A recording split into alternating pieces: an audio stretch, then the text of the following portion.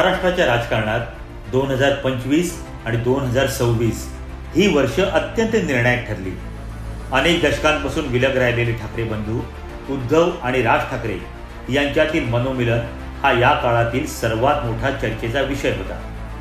5 जुलै 2025 रोजी मुंबईतील वरळी येथील NSCI डोममध्ये पार पडलेली संयुक्त सभा ही या युतीची पहिली मुहूर्तमेढ मानली जाते. मराठी भाषेचं रक्षण आणि त्रिभाषा सूत्राचा विरोध या मुद्द्यांवर ही सभा आधारित होती.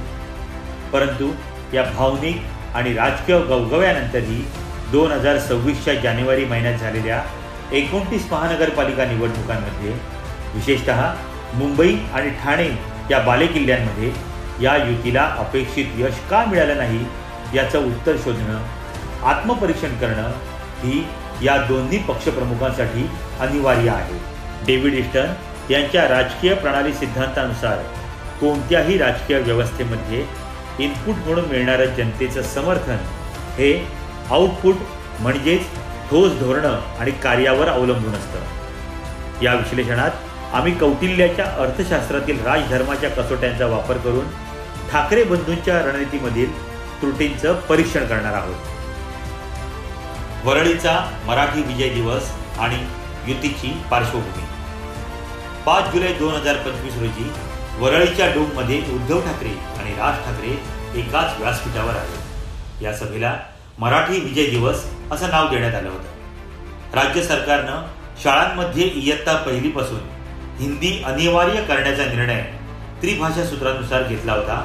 तो मागे घेतल्याच्या पार्श्वभूमीवर हा मेळावा आयोजित करण्यात आला होता. संजय राऊत यांच्या मते हे मराठी ऐक्याचं आणि अस्मितेचं प्रदर्शन होतं. या सभेच्या निमंत्रण पत्रिकेवर कोणत्याही पक्षाचं चिन्ह नव्हतं, तर फक्त मराठीचा आवाज असं शीर्षक आणि महाराष्ट्राची रूपरेषा होती, ज्यातून पक्षातील प्रादेशिक अस्मितेचा संदेश देण्याचा प्रयत्न केला गेला.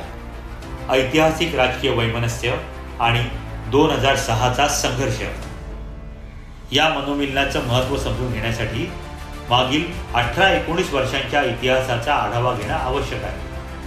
2005 मध्ये राज ठाकरे यांनी शिवसेनेला जय महाराष्ट्र केला आणि 9 मार्च 2006 रोजी महाराष्ट्र नवनिर्माण सेना या पक्षाची स्थापना केली. या फुटीनंतर दोन्ही पक्षांमध्ये टोकाचं शत्रुत्व होतं.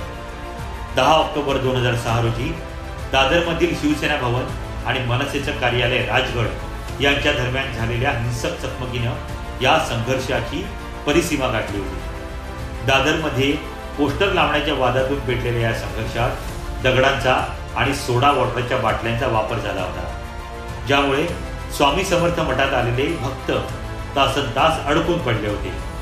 या दीर्घकालीन संघर्षात वाढलेले कार्यकर्ते आणि पदाधिकारी जेव्हा अचानक युतीची घोषणा झाली तेव्हा मानसिकदृष्ट्या ती स्वीकारू शकले नाही.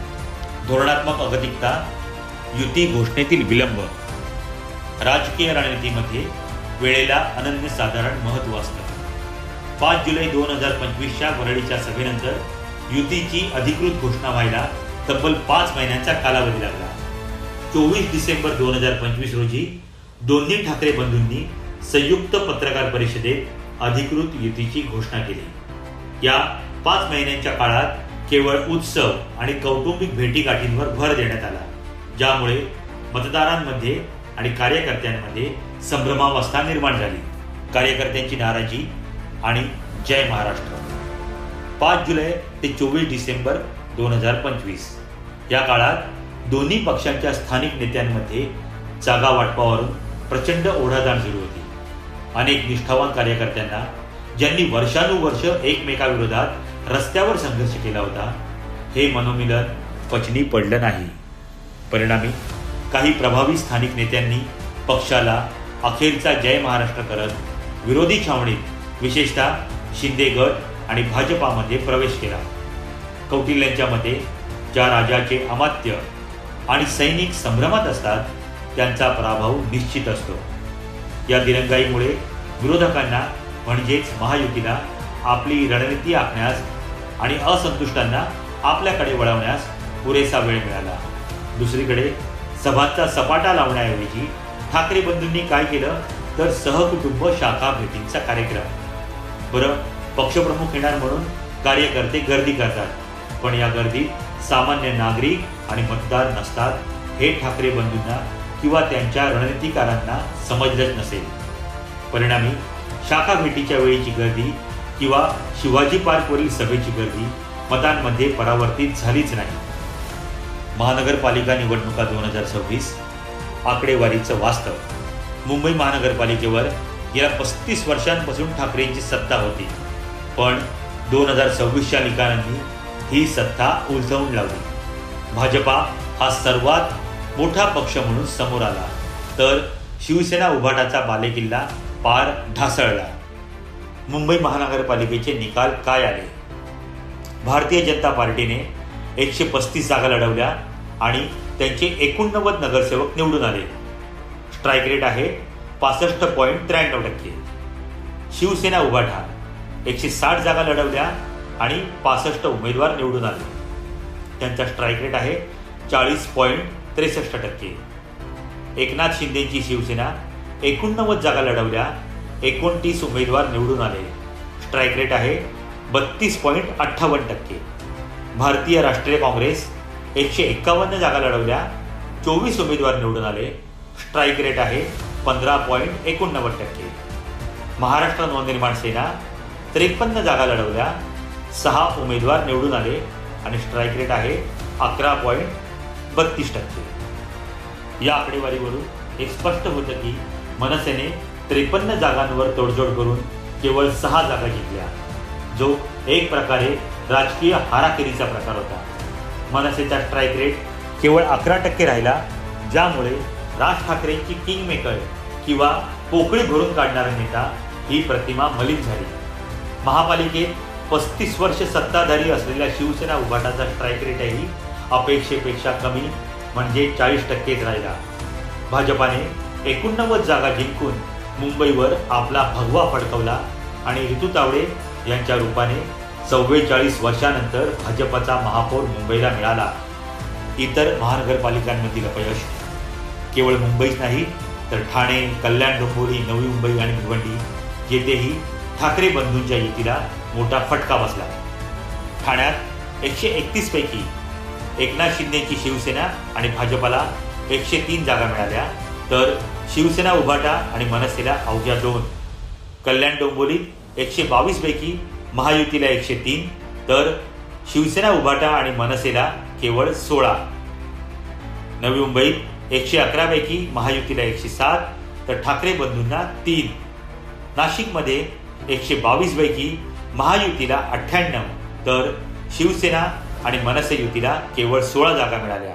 ठाण्यात एकनाथ शिंदेच्या शिवसेनेने 75 जागा जिंकून निर्विवाद वर्चस्व सिद्ध केलं, तर उभाटा गटाला केवळ 1 जागेवर समाधान मानावं लागलं. कल्याण डोंबिवलीमध्ये मनसेच्या काही निवडून आलेल्या नगरसेवकांनी निकालानंतर शिंदे गटाला पाठिंबा दिला, ज्यामुळे ठाकरे गटाची संघटनात्मक बांधणी किती खिळखिळी झाली होती हे स्पष्ट झालं. 360 डिग्री युटर्न आणि विश्वासार्हतेचा प्रश्न.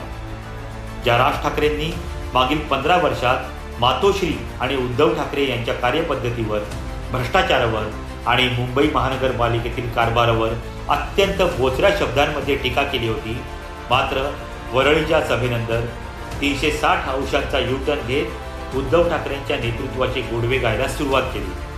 राजकीय तत्त्वज्ञ डेव्हिड इस्टन यांच्या मते राजकीय संदेशवहन हे सुसंगत असणं आवश्यक असतं. राज ठाकरेंची ही बदललेली भूमिका सत्तेसाठीची तडजोड, लवचिक, अनाकलनीय भूमिका म्हणून मतदारांनी पाहिली. अस्सल मुंबईकर आणि मराठी मतदारांना ही दुटप्पी भूमिका आवडली नाही. ज्या नेत्याने भ्रष्टाचाराचे वाभाडे काढले, तोच नेता आता व्यवस्थेचं समर्थन करत आहे हे पाहून मतदारांनी आपला राग मतपेटीतून EVMद्वारे व्यक्त केला. मुंबईचा बदलता लोकशास्त्रीय नकाशा आणि मराठी विस्थापन. मुंबईतील मराठी मतदारांची संख्या सातत्याने घटत आहे. ही एक कटू वास्तविकता आहे. सध्या मुंबईत मराठी भाषिक लोकसंख्या केवळ 32 ते 35% आसपास आहे. लालबाग, परळ, दादर, माहीम, गिरगाव आणि भांडूप यासारख्या पारंपरिक मराठी विभागांमध्ये आता मराठी माणूस अल्पसंख्याक होत चालला आहे. चाळींचा अंत आणि टॉवर्सचं राजकारण. मध्य मुंबईतील कापड गिरण्यांच्या जमिनीवर उभ्या राहिलेल्या टोलेजंग इमारतींनी, कमर्शियल हब्स आणि मॉल्सनी मुंबईचं सामाजिक स्वरूप बदललं. 1991च्या उदारीकरणानंतर आणि 2001 मध्ये नियमावली 58 मध्ये केलेल्या बदलानंतर गिरणी कामगारांच्या हक्काच्या जमिनी बिल्डरांच्या घशात गेल्या. या आलिशान टॉवर्समध्ये राहण्यासाठी येणारा वर्ग हा प्रामुख्याने गुजराती, मारवाडी आणि जैन समुदायाचा आहे. या गृहसंकुलांमध्ये नो नॉन व्हेज सारखे अलिखित नियम राबवले जात आहेत, ज्यामुळे मराठी माणसाला आपल्या हक्काच्या घरातून आणि विभागातून विस्थापित व्हावं लागलंय. एप्रिल 2025 मध्ये घाटकोपरमधील संभव दर्शन सोसायटीमध्ये मराठी कुटुंबाला मांसाहारावरून झालेली धक्काबुक्की हे याचं ज्वलंत उदाहरण आहे. या संकटाच्या काळात शिवसेना, उभाटा आणि मनसे या दोन्ही पक्षांनी केवळ आंदोलनं केली, पण ती तात्कालिक ठरली. पुढे या आंदोलनाचं काय झालं आणि ती तिथेच का थांबली हे कोणालाही ठाऊक नाही. बिल्डर, राजकारणी, अभद्र युती. नवीन अलिखित नियमानुसार ज्या विभागात पुनर्विकास होतो तिथल्या लोकप्रतिनिधींना त्यामधील काही माल म्हणजे प्रीमियम फ्लॅट्स मिळतात, असा आरोप वारंवार केला जातोय. मराठी कार्डवर मते मिळवायची आणि निवडून आल्यावर मराठी माणसाचे हित बिल्डरांच्या फायद्यासाठी पायदळी तुडवायचे, या धोरणामुळे मध्यमवर्गीय मराठी मतदार ठाकरे युतीपासून दुरावला. भाषिक संस्थात्मक ऱ्हास. मराठी शाळांचा प्रश्न. कोणत्याही प्रादेशिक अस्मितेचा पाया हा त्या प्रदेशाची भाषा आणि शिक्षण व्यवस्था असते. मुंबईतील मराठी शाळांची स्थिती अत्यंत दयनीय आहे आणि याला 35 वर्ष सत्तेत असलेली उद्धव ठाकरेंची शिवसेना कारणीभूत आहे. शैक्षणिक वर्ष 2014-15 महानगरपालिकांच्या मराठी शाळांची संख्या होती 368, तर विद्यार्थ्यांची संख्या 1,35,000पेक्षा जास्त. 2023-24 मध्ये मराठी शाळांची संख्या होती 262 आणि विद्यार्थ्यांची संख्या 85,469. एकूण घट 106 शाळा, तर 49,531 विद्यार्थ्यांची गळती झालेली दिसते. गेल्या 10 वर्षात 100हून अधिक मराठी शाळा बंद झाल्या आहेत. धक्कादायक बाब म्हणजे 1997 पासून मुंबई महापालिकेत मराठी शिक्षकांची नवीन भरती झालीच नाही. उलट महापालिकेने CBSE आणि ICSE शाळांना आलिशान इमारती आणि सुविधा पुरवल्या, तर मराठी शाळांना मोडकळीस आलेल्या इमारतींमध्येच ठेवलं. मराठी शाळांच्या जमिनी बिल्डरांच्या फायद्यासाठी मोकळ्या केल्या जात आहेत, असे आरोपही पालकांनी केले. ज्या पक्षांनी मराठी मुद्द्यावर निवडणुका लढवल्या त्यांनीच मराठी शिक्षणाचा गळा घोटला, ही जाणीव मराठी मतदारांमध्ये प्रबळ झाली.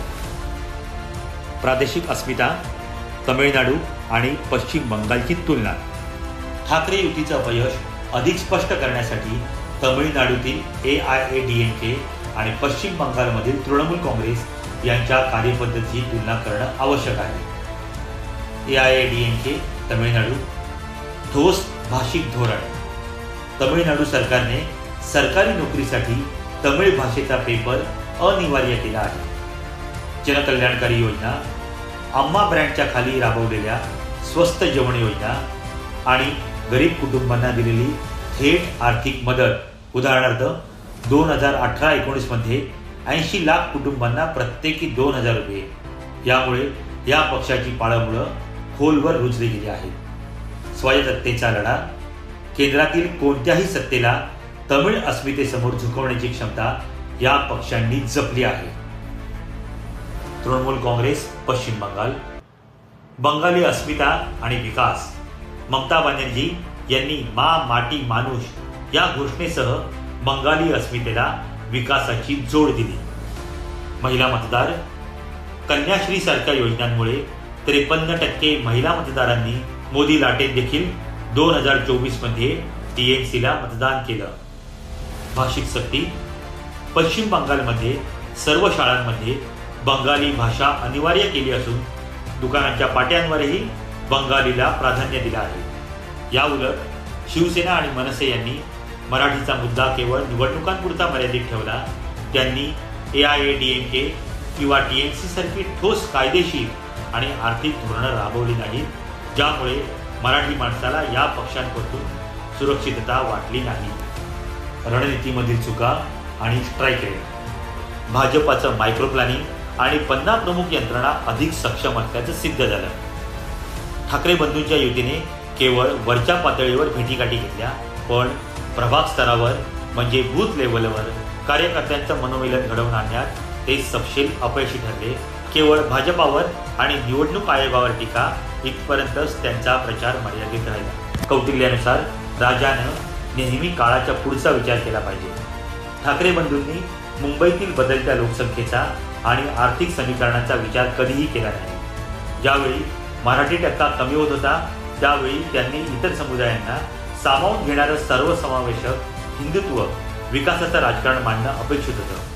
त्यांनी केवळ भावनिक साथ घातली, जी रिकाम्या पोटी असलेल्या मराठी माणसाला पुरेशी वाटली नाही. ईस्टन यांच्या प्रणालीत फीडबॅक अत्यंत महत्त्वाचा असतो. 2019च्या विधानसभा निवडणुकीनंतर उद्धव ठाकरेंनी काँग्रेस आणि राष्ट्रवादीशी केलेली युती हा एक मोठा धोरणात्मक बदल होता. त्या बदलाचा फीडबॅक 2026च्या निकालांनी दिला आहे.